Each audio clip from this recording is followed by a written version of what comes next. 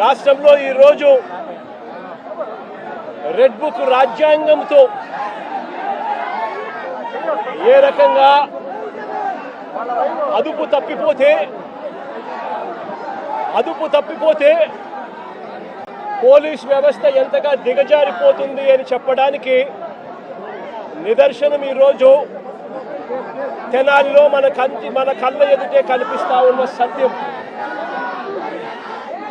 ఈరోజు నిజంగా ఈ ఘటన చూస్తే ఎలాంటి దారుణమైన పరిస్థితులు కనిపిస్తాయి అని అంటే, ఈరోజు రాష్ట్రంలో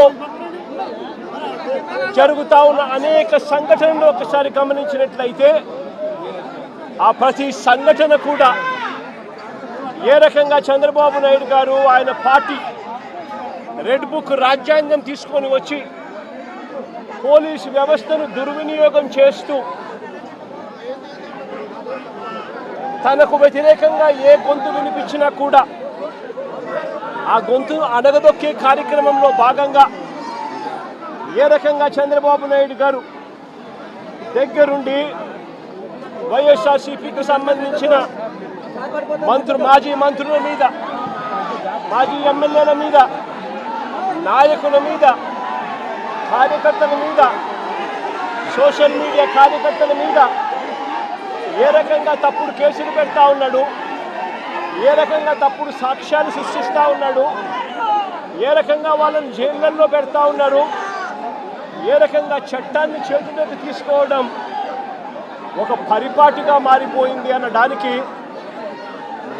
ఈరోజు రాష్ట్రంలో జరుగుతూ ఉన్న రెడ్ బుక్ రాజ్యాంగం మన కళ్ళ ఎదుటే కనిపిస్తూ ఉన్న సత్యం.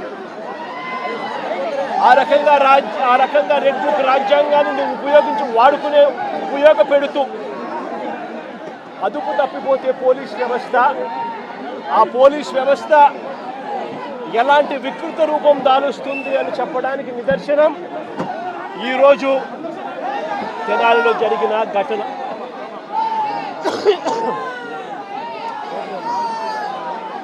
సరే, రాష్ట్రంలో ఇంత భయానక పరిస్థితుల మధ్య తెనాలిలో అసలు ఏం జరిగింది, తెనాలి ఘటన ఎందుకింత అన్యాయమైన ఘటన అని చెప్పి ఒకసారి లోతుల్లోకి అందరం కలిసికట్టుగా పోదాం.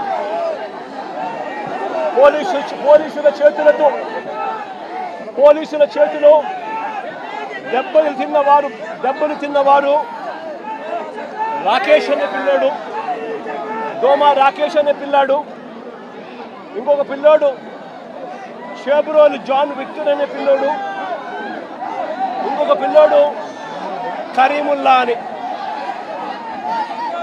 దళితులు, మైనారిటీ వర్గానికి చెందిన వ్యక్తి ఇంకొక పిల్లాడు.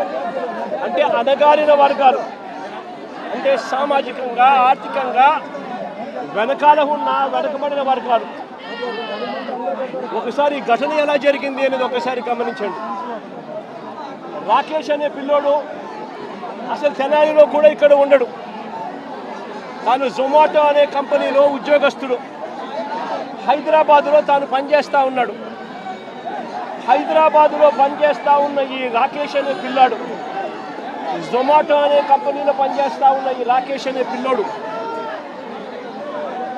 తనకు ఏదో పాత కేసుకు సంబంధించి, వీళ్ళంతా యంగ్స్టర్స్, చిన్ననాటి సమయంలో వీళ్ళకి ఏదో పాత గొడవలు, పాత ఏదో గొడవల నేపథ్యంలో ఉన్న కేసుల మధ్య ఈ పిల్లాడికి సంబంధించిన ఒక పాత కేసులో వాయిదా కోసం మాత్రమే ఈ పిల్లాడు తెనాలికి వచ్చినాడు. కానీ ఈ పిల్లాడు ఇక్కడ పనిచేయడంలా, ఈ పిల్లాడు ఇక్కడ ఉండడంలా, హైదరాబాద్లో పనిచేస్తూ ఉన్నాడు జొమాటో అనే కంపెనీలో. ఈ పిల్లాడిని చూడడానికి ఈ పిల్లాడి ఫ్రెండ్స్ వచ్చారు. ఈ పిల్లాడు కూడా పాలిటెక్నిక్ మెకానికల్ చదివిన పిల్లాడు. ఈ పిల్లాడిని చూడడానికి ఈ పిల్లాడి ఫ్రెండ్స్ మంగళగిరి నుంచి వచ్చినారు. వాళ్ళు కూడా ఇక్కడ ఉండరు. మంగళగిరి నుంచి వచ్చిన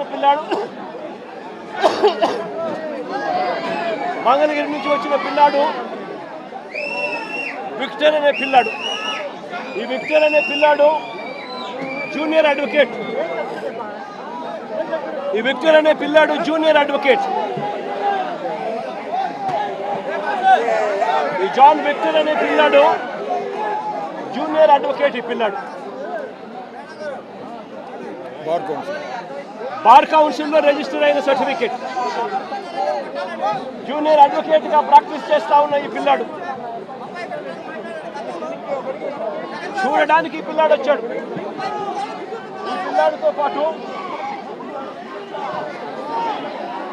పిల్లాడితో పాటు మంగళగిరి నుంచి కరీముల్లా అనే పిల్లాడు, ఇంకొక యంగ్స్టర్ 21 సంవత్సరాల ఆ పిల్లాడికి.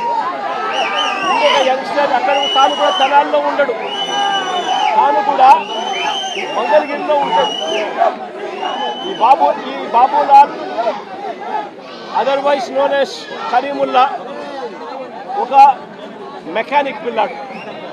ఈ పిల్లాడు కూడా ఫ్రెండ్ కాబట్టి తాను చూడ్డానికి వచ్చాడు. వీళ్ళు ముగ్గురు స్నేహపూరితంగా కలవడానికి వస్తే ఇక్కడ వీళ్ళు వచ్చే టయానికి ఇదే ఐతానగర్లో అంబేద్కర్ విగ్రహం వద్ద, ఇదే ఐతానగర్లో అంబేద్కర్ విగ్రహం వద్ద అదే సమయంలో సివిల్ డ్రెస్లో ఉన్న కానిస్టేబుల్, తాను కానిస్టేబుల్ అనే సంగతి కూడా ఎవరికి తెలియదు, తాను సివిల్ డ్రెస్లో తాను ఉన్నాడు. ఆ కానిస్టేబుల్ ఎవరితోనో గొడవ పడతా ఉన్నాడు. వీళ్ళ ఏరియాకి వచ్చి అంబేద్కర్ స్టాచ్యూ దగ్గర ఎవరో ముఖం తెలియని వ్యక్తి సివిల్ డ్రెస్లో ఎవరితోనో గొడవ పడతా ఉంటే వీళ్ళు గొడవలో ఇన్వాల్వ్ అయ్యి ఆపడానికి ప్రయత్నం చేశారు. ఎందుకు మా ఏరియాకి వచ్చి ఇక్కడ గొడవ పడతా ఉన్నావు అని చెప్పి అడిగినారు. అంతే, అది వీళ్ళు చేసిన తప్పు. జాన్ విక్టర్కి సంబంధించిన బైక్ కీసు లాక్కునే కార్యక్రమం చేసాడు ఆ కానిస్టేబుల్, ఆ సివిల్ డ్రెస్లో ఉన్న కానిస్టేబుల్ అని కూడా ఎవరికి తెలియదు. జాన్ విక్టర్కి సంబంధించిన ఫోను లాక్కునే కార్యక్రమం చేశాడు. మా ఎందుకు తీసుకుంటున్నాడు అని చెప్పి వీళ్ళు బైక్ కీసు, వారికి సంబంధించిన ఫోను వాళ్ళు వెనక్కి తీసుకున్నారు. అందరితో ఆగిపోయింది.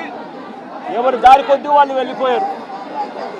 జాన్ విక్టర్ మళ్ళీ మంగళగిరి వెళ్ళిపోయాడు బాబులాల్తో అదే మన కరీముల్లాతో పాటు కలిసి. అదే మాదిరిగానే రాకేష్ తన ఇంటికి వెళ్ళిపోయాడు.